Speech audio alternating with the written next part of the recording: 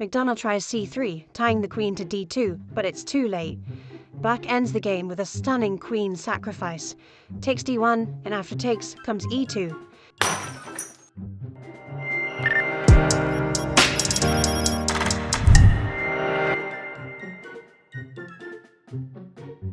Hey everyone, in today's video, we'll take a look at a legendary pawn-driven game played way back in 1834 between Alexander McDonald, a talented chess master, and Louis de La Bourdonnais, who at the time was considered the strongest player in the world. McDonald had the white pieces, and La Bourdonnais played with the black ones. We'll follow the game from McDonald's point of view. He starts with e4, and black replies with c5, the Sicilian defense. White develops the knight to f3, black plays c6, and then comes d4, striking the center right away. Pawns are exchanged on d4, and white recaptures with the knight. Black immediately responds with e5, gaining space in the center. White trades knights on c6, and black takes back with the pawn, strengthening the center and eyeing up d5 later. White brings out the bishop to c4, keeping d5 under control. Then comes f6, attacking the e4 pawn, but white responds with g5, pinning the knight to the queen. Black plays e7, breaking the pin and threatening to capture on e4. White doesn't castle yet, instead e2 to protect the central pawn. Black goes for d5, grabbing space and initiative in the center. White captures the knight on f6, and after black recaptures, white doesn't exchange on d5, instead pulling the bishop back to maintain pressure. Capturing on e4 would destroy black's pawn structure, so they castle. White follows and castles as well. Black pushes the a-pawn, threatening a4, which would trap the bishop. There's nowhere for it to go. So white first captures on d5, and after black recaptures, they bring a rook to the center. The d5 pawn is now under pressure.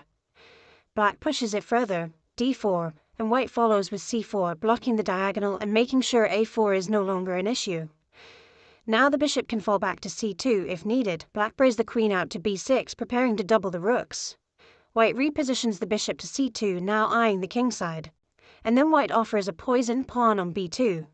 If black captures, they walk into h7, and after king takes, white wins the queen. But black doesn't fall for it and instead brings out their bishop along the long diagonal. White develops the knight to d2, heading toward e4, a key blockading square. Black places the rook on e8, applying pressure in the center. But both sides avoid trades for now.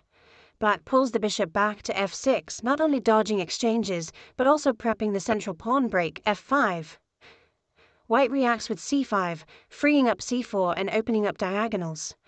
Now if f5 comes, the king's defenses might weaken.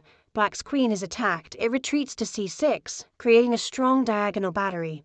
The knight on e4 can't move. If it does, mate follows on g2. So white supports the knight on e4. Black plays e7, aiming to remove the c5 pawn, but white defends with c1, lining up along the half-open file. Black finally pushes f5, attacking the knight, but white throws in a check with the queen from c4, forcing black's king to step aside. And instead of retreating the knight, white plays a brilliant shot. a4, skewering the queen on c6 and the rook on e8. Black's queen shifts to h6, eyeing e3. White goes ahead and captures the rook on e8. While black takes the knight on e4, black's light square bishop becomes powerful, threatening to destroy white's pawn shield with f3. Although white has an exchange up, those light squares are crumbling.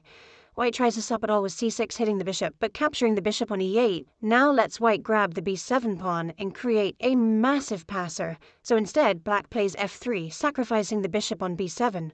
White sees all of this and doesn't touch the bishop, instead c2 to defend the second rank, but the queen still comes to e3, forcing h1 again. Black reroutes the bishop to c8, planning to swing it over to the kingside. White cuts that off with d7, offering a trade. Black ignores and pushes f2, threatening promotion.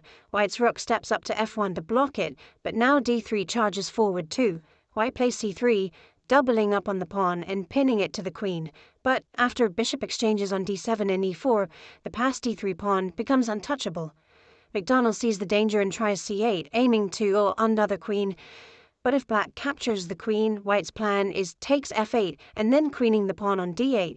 Bourdonnais calmly plays d8, blocking the promotion. The bishop is guarded by the rook, so sacrifices don't work, and if white tries c8, black can go b6 to cover. White falls back with the queen to c4, but now black sacrifices the queen with e1. Capturing it leads straight into promotion in meat. White brings the rook back to c1 to defend, but black continues with d2, reinforcing the queen on e1 in attacking the rook. White tries a trick with c5, hoping black takes on c1 and walks into takes f8 mate, but black calmly plays g8, and now the attack is shut down. White has to retreat the rook to d1, using both rooks to block the pawns, but black plays e3, bringing in the final pawn. This creates a terrifying triangle of pawns. The move e2 is coming and it's unstoppable. Macdonald tries c3, tying the queen to d2, but it's too late. Black ends the game with a stunning queen sacrifice. Takes d1, and after takes comes e2. Now all three pawns are on the second rank, ready to promote. White has a queen and rook, but it doesn't matter. The pawn wave is unstoppable. Even if white tries to save it with g1, black simply captures the rook and promotes. Checkmate follows. All white can do now is delay mate, for example, play h4, so that after e1, the king has an escape square. But then comes f1, followed by another promotion. Checkmate and a few moves is inevitable. Macdonald resigned after e2. And that's how this game earned its place in chess history and remains famous to this day. Thanks for watching. If you enjoyed this video, feel free to support the channel using the links below. Like or dislike the video and don't forget to subscribe. See you in the next one.